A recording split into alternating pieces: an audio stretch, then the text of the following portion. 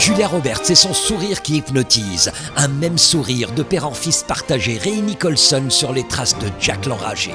D'un côté, sourire naturel, de l'autre, trop parfait, laissant cette impression de préfabriqué. Rencontre avec Gary Archer, l'homme qui, en coulisses, met littéralement les dents en avant à l'écran.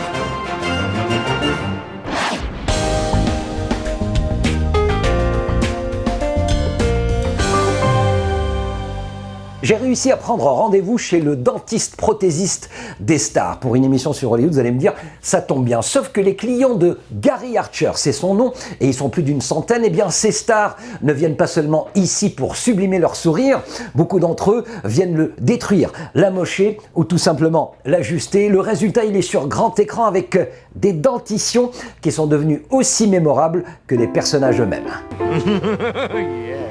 Yeah, baby. Yeah. Oh. Yeah, baby. Right. Yeah. That's my claim to fame. Or my claim to shame, really. I think I have gotten such grief over the last 30 years. It's all your fault that this whole thing about bad British teeth came into effect, and it was because of Mike. And if you're out there, Mike, and you see this, get in touch with me because we've got a score to settle. Oh, come on. I remember sitting in the pub, drawing some ideas, coming up with some ideas, and one of the blokes I knew was also a patron of the pub, and he had dreadful teeth. I made up 3 different types. There was bad, there was really bad, and there was horrifically bad. And that's an original set from Austin Powers. Mike said, I want them all. I love them. The first ones we put in, he said, don't touch a thing. Kept those for posterity all those years. I am primarily a dental technician. That's my training, that's my background. And what I was able to do, and there's a couple of others of us around the world, we've been able to take dental technology and the capability of manufacturing dental prosthetic for film and television when we can change an actor's teeth. What is the oddest request?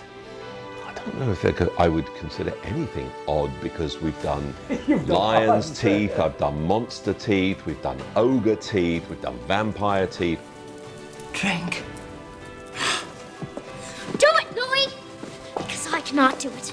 I haven't the strength. I think probably some of the oddest ones are the ones where they want, teeth to be removed on film. Because that's one of the hardest things to do. To do it, to make it look realistic. And a lot of it depends on the talent. I was brought on by Tom Hanks' personal makeup artist. I met with him and Tom, and they said, look, they gave me the plot line of the film, and they said, okay, he's on an island, and he basically ends up with an abscess, and this tooth is rotten, and we've got to make the tooth appear to get knocked out. They wanted this piece that went on the gums that looked like it was an open abscess, and you only see it in very, very poor light. You only see it for a fraction of a second. And he takes the ice skate and he bangs the tooth out.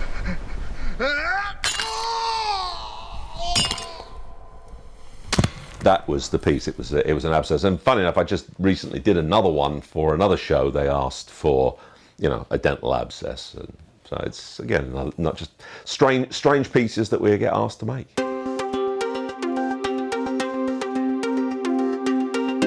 What is the film that made you get into the business? Well, it was a phone call. My dad was a master dental technician.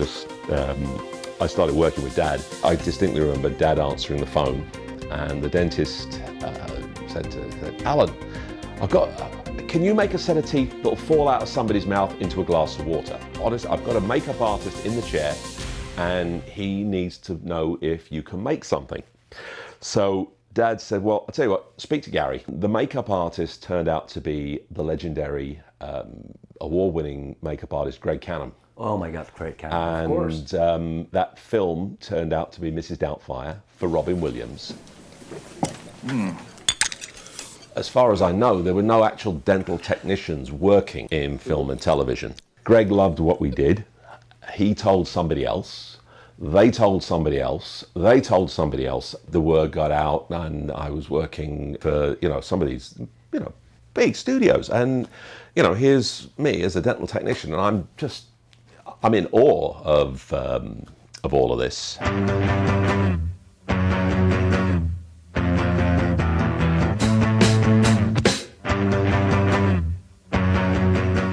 À suivre, deuxième partie de notre rencontre avec Gary Archer, surnommé le devasto-dentiste, le ruineur de dents, l'homme qui crée des dentiers pour les stars à l'écran. Mais avant, un film qui fait actuellement le buzz dans tous les festivals en Amérique du Nord. Avant sa sortie prochaine, ce sera en décembre, un biopic sur la vie d'un artiste britannique connu pour son style et son charisme unique. Et pour raconter sa vie, il fallait justement, vous allez le voir, une approche unique.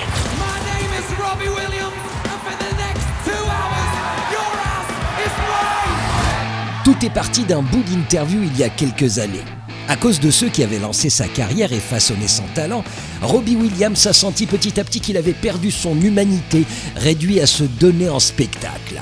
Le réalisateur, Michael Gracie, a tout de suite pensé à faire de Robbie Williams dans ce biopic un singe, une décision approuvée par le chanteur lui-même. Where I'm from, you don't get that amount of luck until you do. And the 10-year-old would not even be able to comprehend the world that I ended up in, what happened to me, and what is happening to me now. But I would suspect the 10-year-old would be very, very excited. Comme Robbie, d'autres artistes ont choisi le grand écran pour se raconter, chacun à sa manière. Bruce Springsteen, le boss, offre un regard en coulisses sur sa dernière tournée via le genre documentaire. Pareil pour Elton John, pareil pour Andrea Bocelli qui, à travers le documentaire I Believe, s'adresse, lui, aux jeunes qui rêvent de devenir artistes. It's so changed since when I began. The only thing that I can say to the young people is that it's very important to study in order to know as much as possible our instrument. C'est ainsi qu'une sorte de tendance se révèle, comme une surprise, car ce n'est pas fini. I did it my way. L'homme qui avait fait de Comme d'habitude un tube planétaire en l'adaptant pour Frank Sinatra se raconte aussi. Paul Anka a sorti son premier grand succès à 15 ans. Put your head on my shoulder. Il en a 83 aujourd'hui. They're going to see a lot of stuff they didn't know. They're going to see a lot of songs they didn't know. They're going to see a lot of experiences they didn't know. They're going to see a lot about Vegas they didn't know, where I started. We explored the possibility of doing it for quite a few years. Timing wasn't right. I was really in no hurry. I'm a healthy cat. I've got a lot to add to the legacy. My way.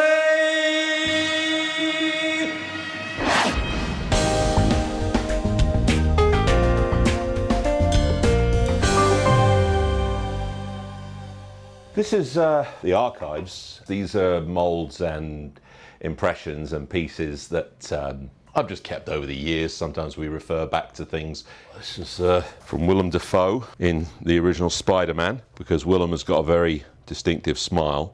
We actually made a little piece in there that went over so he could play Harry Osborn, and then he could do the Green Goblin. This was the molds from Jonah from 2012 when we did Wall Street. He's playing this fellow who's just come into a large amount of money. He's making ridiculous amounts of money. He wants to play this character who's just had his teeth done, but he wants them whiter than white. He wants them outlandish. He wants them big. He wants them that just basically say lots of money. That's what we came up with. In fact, that's been an occurring theme on several films that I've done over the years. The most recent was Channing Tatum in Blink Twice. So, everybody's dead. How about we start at the beginning? We gave him this enormously white, big smile that just says, I've got enough money, I can go and get my teeth done, and I can look like one of these celebrities. How long does it take for an actor, once he put the set piece, to get used to it? Within 10 minutes, sometimes an hour, sometimes half a day, just depends on what we've made for them, how big they are. We are able to make teeth that, you know, people can wear comfortably. They are acrylic teeth, they are plastic. It doesn't look like they're wearing teeth. The biggest compliment I think I can ever get is when someone says, "Oh, I saw that film, I didn't realize he was wearing teeth." I'm like, well, there you go. That right there is, you know, is a huge compliment. Again, it's plastic, it's thin plastic, it's very thin.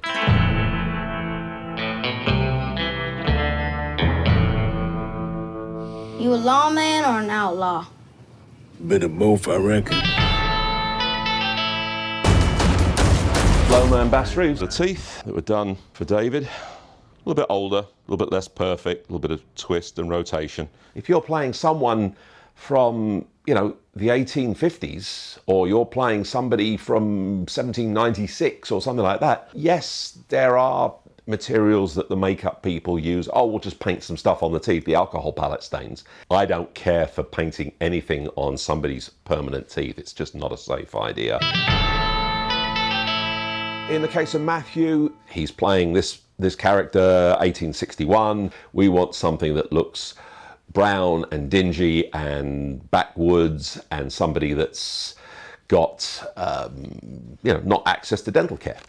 We declare the land north of the Pascagoula Swamps, south of Enterprise, and east of the Pearl River to the Alabama border to be a free state of Jones. They'll be chipped and they'll be stained and they'll be imperfect and they'll have, you know, browns and yellows, and it just makes it look like it's an 1861 piece. A lot of people probably watching us saying, I mean, you know, what you do for movie and TV is going against what usually dentists do. Yeah, it is.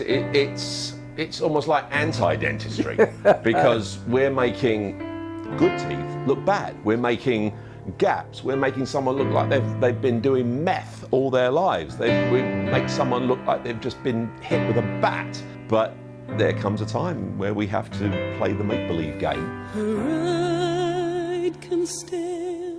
When we look at your filmography, you know, hundreds and hundreds and hundreds of jobs. I mean, are you still a dental technician? I mean, do you still have patients? I'm not talking about Hollywood. If you'd have come here an hour before, I'd just been working on a full upper denture for somebody. Half of the shelf is still denture and partial work that I still do, and the other half is film and television. So I've been winding down the dental side a bit, but while ramping up the special effects side. But I'll never completely finish it until I'm ready to retire.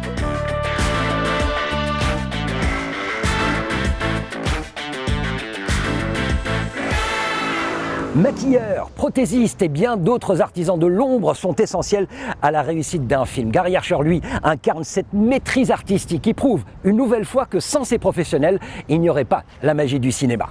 Rendez-vous la semaine prochaine pour une nouvelle immersion dans l'actualité hollywoodienne. C'était L.A Confidentiel. Bye.